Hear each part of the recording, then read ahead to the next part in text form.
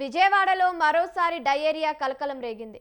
గిరిపురంలో 20 మంది తీవ్ర అస్వస్థతతో ఆసుపత్రిలో చేరారు. తాగునీటి పైప్ లైన్ లీక్ కావడంతో డయేరియా ప్రబలింది. గిరిపురంలో డయేరియా ప్రాంతాన్ని పరిశీలించిన మాజీ ఎమ్మెల్యే మల్లాది విష్ణు పరిశీలించారు. కలుషిత నీరు, అధ్వానమైన శానిటేషన్, పూడుకుపోయిన డ్రైనేజీలే డయేరియాకు కారణమని విష్ణు ఆరోపించారు. సురక్షితమైన తాగునీరు అందించడంలో నగరపాలక సంస్థ పూర్తిగా విఫలమైందని నిప్పులు చెరిగారు. ప్రభుత్వం తగిన వైద్య సదుపాయాలు కల్పించకపోతే ప్రభుత్వంపై పోరు తప్పదని హెచ్చరించారు.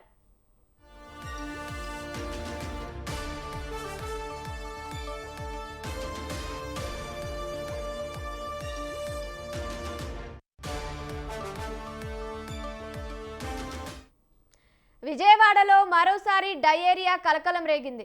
గిరిపురంలో 20 మంది తీవ్ర అస్వస్థతతో ఆసుపత్రిలో చేరారు. తాగునీటి పైప్ లైన్ లీక్ కావడంతో డయేరియా ప్రబలింది. గిరిపురంలో డయేరియా ప్రాంతాన్ని పరిశీలించిన మాజీ ఎమ్మెల్యే మల్లాది విష్ణు పరిశీలించారు.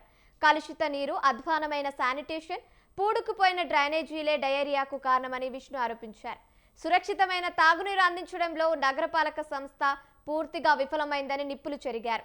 ప్రభుత్వం తగిన వైద్య సదుపాయాలు కల్పించకపోతే ప్రభుత్వంపై పోరు తప్పదని హెచ్చరించారు. రైట్, ఇక దీనికి సంబంధించి మరిన్ని అప్డేట్స్ మా ప్రతినిధి శ్రీనివాస్ ఫోన్ ద్వారా అందిస్తారు. శ్రీనివాస్, చెప్పండి, ఇప్పుడు పరిస్థితి ఎలా ఉంది అక్కడ? Thank you Savya. విజయవాడ నగరంలో ప్రజారోగ్యం పూర్తిగా ప్రమాదంలో పడిందని చెప్పొచ్చు. గత 2 రోజులుగా నగరంలో పలు ప్రాంతాల్లో డయేరియా ఉధృతి తీవ్ర రూపం దాల్చిందని కూడా చెప్పొచ్చు. అయితే ముఖ్యంగా గిరిపురం ప్రాంతంలో పరిస్థితి అత్యంత దారుణంగా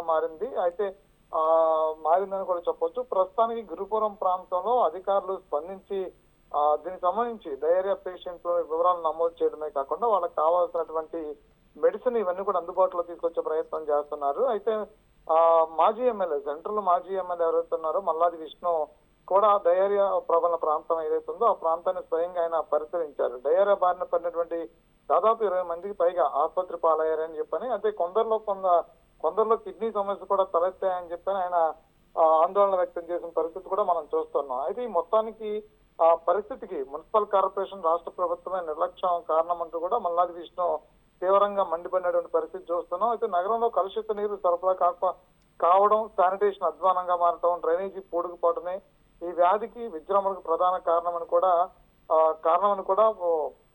మల్లాది విష్ణు స్పష్టం చేసిన పరిస్థితి కనిపిస్తుంది. అంతేకాకుండా ఈ వ్యాధి ప్రధాన ఈ ప్రజలకు సురక్షితమైన తాగునీరు అందించడంలో నగరపాలక సంస్థ, ప్రభుత్వం పూర్తిగా విఫలమయ్యాయని ఆయన మండిపడినటువంటి పరిస్థితి కూడా చూస్తున్నాం. అయితే ఇందిరాగాంధీ స్టేడియం పక్కనే ఉన్నటువంటి ఈ సమస్యను ఇటు కలెక్టర్ గానీ అదేవిధంగా కమిషనర్ గాని పట్టించుకోకపోవడం కూడా దారుణం అని చెప్పని కూడా ఆయన మాట్లాడినటువంటి పరిస్థితి చూస్తున్నాం. అంతేకాకుండా గతంలో చూసినట్లయితే కానీ న్యూ రాజరాజేశ్వరి పేటలోను అదేవిధంగా డయేరియాతో కొందరు మృతి చెందడమే కాకుండా మరికొందరు అస్వస్థతకు గురైనటువంటి కారణం అప్పట్లో ఉన్నటువంటి అధికారుల చలనం కూడా రాలేదని చెప్పిన అంశాన్ని కూడా మరొకసారి గుర్తు చేసిన పరిస్థితి చూస్తున్నాము. అయితే ప్రభుత్వ ఆసుపత్రుల పరిస్థితి కూడా ప్రభుత్వ ఆసుపత్రి పరిస్థితుల మీద కూడా మల్లాది విష్ణు కీలక కామెంట్ చేసినటువంటి పరిస్థితి చూస్తున్నాం. హాస్పిటల్కి వెళ్తేనేమో హాస్పిటల్లో మందులు ఉండవు, స్ట్రెచ్చర్లు ఉండవు, అదేవిధంగా లంచాలు అడుగుతున్నారని చెప్పని కూడా ఆయన ఆరోపణ చేసినటువంటి పరిస్థితి చూస్తున్నాం. మరో పక్క నుంచి చూస్తే కనుక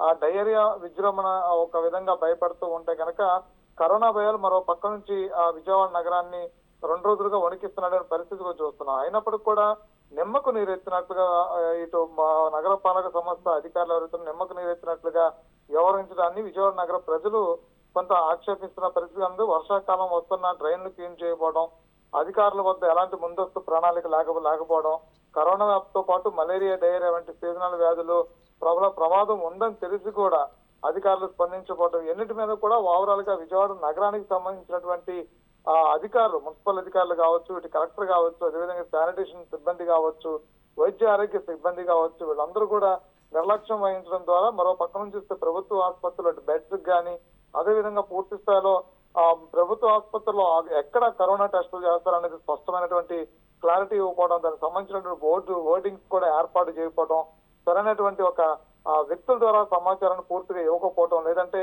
ఏదైనా సోషల్ మీడియా ద్వారా కూడా సమాచారాన్ని పూర్తిగా ప్రజలకు ఇవ్వకపోవడం, ఇలాంటివన్నీ కూడా విజయవాడ నగరాన్ని కుదిపేస్తున్నాయని చెప్పుకోవచ్చు. అయితే ప్రధానంగా విజయవాడ నగరంలో అక్రమ నిర్మాణాలు పెరిగిపోవటాలు, లేదంటే డ్రైనేజీ అక్రమాలకు గురైపోవటాలు, ఇవన్నీ కూడా ఎక్కడెక్కడ డ్రైనేజీల మీద ముప్పు వాటిల్లటం, పైప్ లైన్లు దెబ్బతినటాలు, ఇవన్నీ ఆ వ్యర్థాలు వచ్చి పైప్ లైన్ ద్వారా మంచినీటిలో కలవటం, దాని ద్వారా ఏంటంటే డయేరియా లేదంటే కలర్ లాంటి మసూచి లాంటి వ్యాధులు ప్రబలటం, ఇలాంటి వాటి మీద కూడా నిరంతరాయంగా పర్యవేక్షణ ఉండాల్సినటువంటి అధికారులు ఎక్కడెక్కడ వాటిని గాలి కుదిరేయడంతో కూడా పూర్తి స్థాయిలో ప్రజా ఆరోగ్యానికి సంబంధించినటువంటి పెద్ద ఎత్తున ముప్పు వాటిల్తుంది అనేటువంటి పరిస్థితి చాలా స్పష్టంగా కనిపిస్తుంది. అయితే ఎక్కడా కూడా దీని మీద నియంత్రించాల్సినటువంటి ప్రభుత్వ అధికారులు కానీ ఈ పాలకులు కానీ వాటిని గాలి కుదిరేయడం కూడా చాలా చర్చాంశంగా మారిన పరిస్థితి కనిపిస్తుందని చెప్పొచ్చు కాదు. Right, thank you Srinivas, thank you for the updates.